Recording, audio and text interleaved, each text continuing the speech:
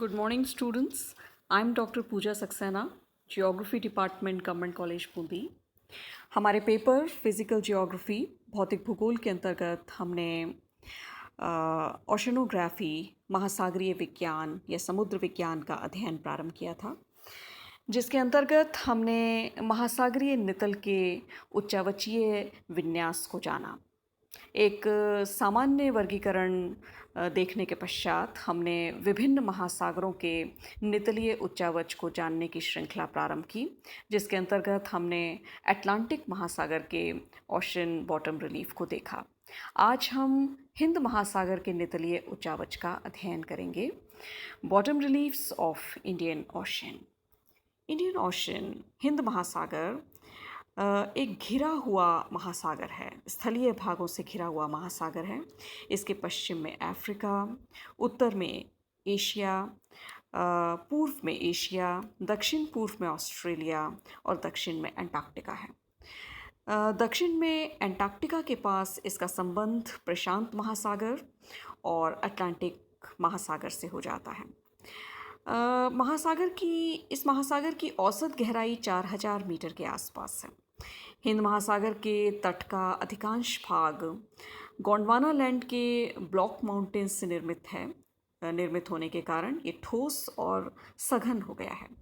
यहाँ पर पूर्वी द्वीप समूह के जो तट हैं उनके सहारे वलित पर्वतों की श्रृंखलाएं भी पाई जाती हैं।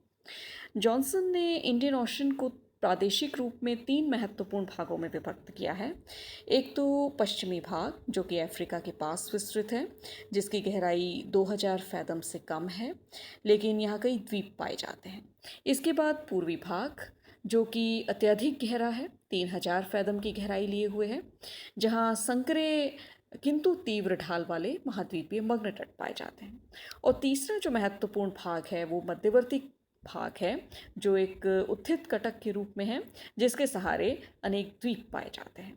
सबसे पहले हम महाद्वीपीय मग्न तटों, कॉन्टिनेंटल शेल्व्स की बात करते हैं। कॉन्टिनेंटल शेल्व्स, जैसा कि आप जानते हैं कि सागर का स्थल की ओर का वह भाग होता है जो कि जल में निमग्न होता है। इस भाग की गहराई 100 फैदम के आसपास होती है, यानी लगभग 600 फीट के आसपास होती है। यहाँ पर सूर्य का प्रकाश पर्याप्त मात्रा में पहुँचने से यहाँ जीवों की उपस्थिति रहती है और अन्य विभिन्न संसाधन प्रचुरता से मिलते हैं। तो महाद्वीपीय मग्न तट ओशन फ्लोर का वह हिस्सा है जो भौगोलिक दृष्टि से और आर्थिक दृष्टि से अत्यंत महत्वपूर्ण है। हिंद महासागर के मग्न तटों की बात करें तो जिस प्रकार अटलांटिक महासागर में हमने मग्न तटों की चौड़ाई में विविधता देखी थी, ठीक वैसी ही विविधता हिंद महासागर में भी देखने को मिलती है। यहाँ बे ऑफ बंगाल, बंगाल की खाड़ी और अरब सागर के सहारे मग्न तटों की चौड़ाई अधिक मिलती है, मग्न तट चौड़े मिलते हैं। इसी प्रकार से अफ्रीका के पूर्वी तट के सहारे भी मग्न तट चौड़े होते हैं। अफ्रीका के पूर्वी तट के सहारे नीचे की ओर बढ़ते बढ़ते मग्न तटों की चौड़ाई 640 किलोमीटर तक हो जाती है। मालागासी, मेडागास्कर के पास मग्न तटों का अधिकतम विस्तार मिलता है। स्वयं मेडागास्कर ही मग्न तट पर विस्तृत है। इसके बाद जब पूर्व की ओर बढ़ते हैं तो मग्न तटों की चौड़ाई कम होने लगती है। मग्न तटों की चौड़ाई घटकर केवल 160 किलोमीटर रह जाती है जावा सुमात्रा के तट के पास। और इसी तरह नीचे दक्षिण में अंटार्कटिका महाद्वीप के सहारे भी मग्न तट अत्यधिक संकरे हो जाते हैं। इसके बाद हम बात करें मध्यवर्ती कटक, सेंट्रल रिज की। जिस प्रकार अटलांटिक महासागर में मध्य महासागरीय कटक मिलती है, ठीक उसी प्रकार से हिंद महासागर में भी उत्तर से दक्षिण दिशा में एक क्रमबद्ध श्रृंखला के रूप में मध्य महासागरीय, हिंद महासागरीय कटक का विस्तार मिलता है। अटलांटिक महासागर जितनी ये सुगठित तो नहीं है, किंतु ये एक अनवरत श्रृंखला के रूप में यहाँ भी उपस्थित है।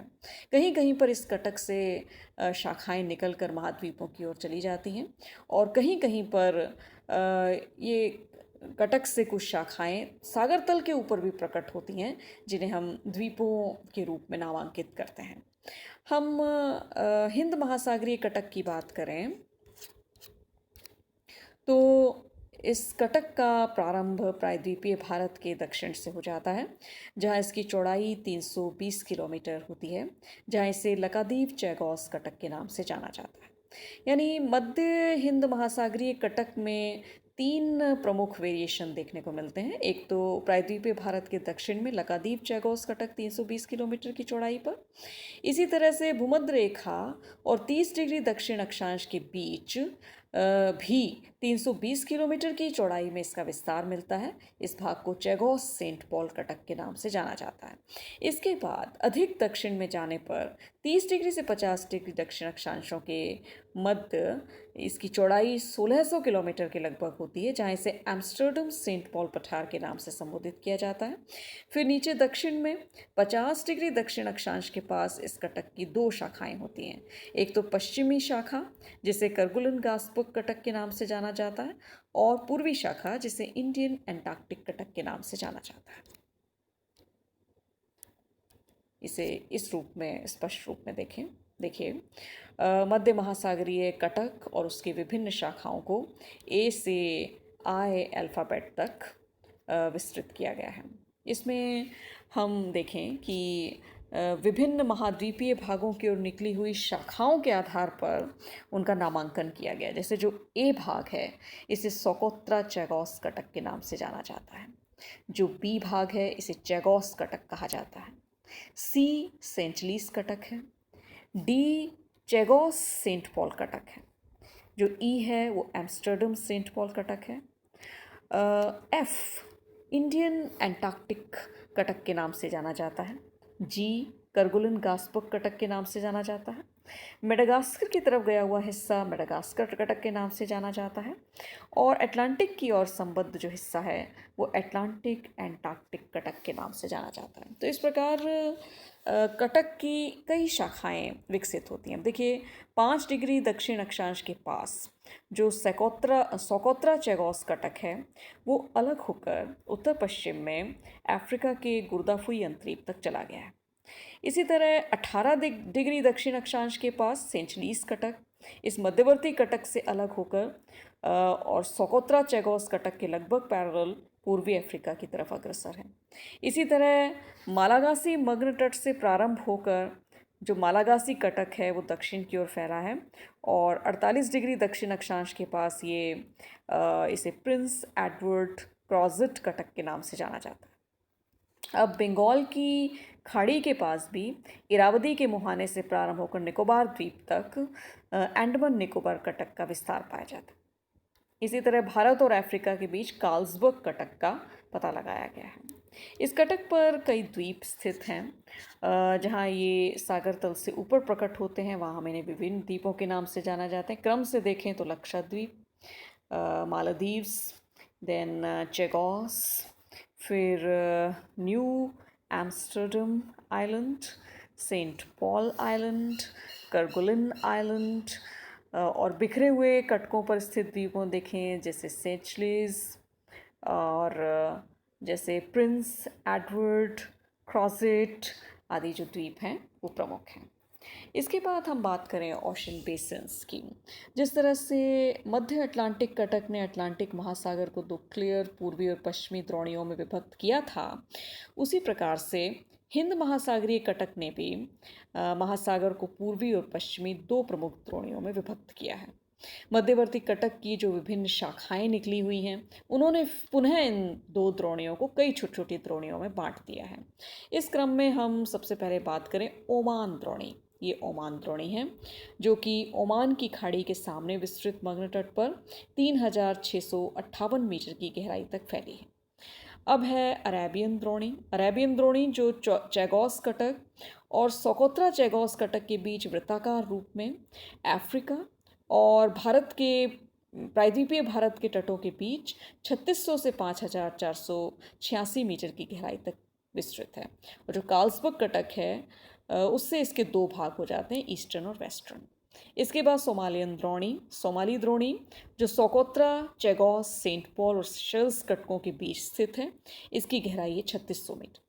देन मॉरिशस द्रोणी जो कि एक लंबी और चौड़ी द्रोणी है, मालागासी कटक और सेंट पॉल कटक के बीच 10 डिग्री से 50 डिग्री दक्षिण अक्षांशों के बीच स्थित है, और इसकी गहराई मिलती है 3600 से 5486 मीटर के मध्य।